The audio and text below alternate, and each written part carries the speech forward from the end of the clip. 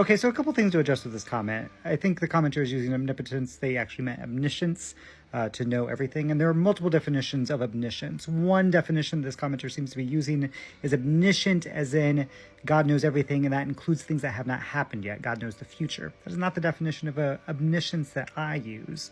I use an open and relational definition of omniscience that says that God knows everything that can be known, and that does not include the future because the future has not happened yet.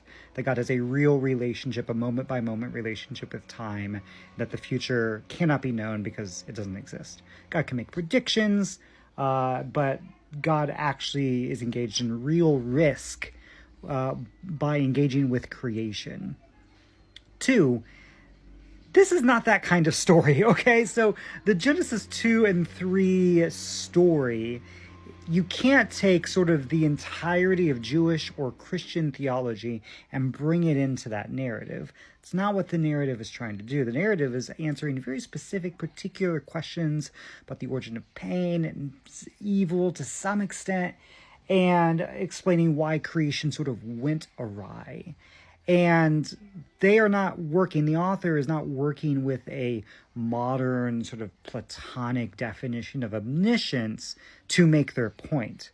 So there are lots of instances in the Hebrew Bible where God doesn't seem to know what's going to happen.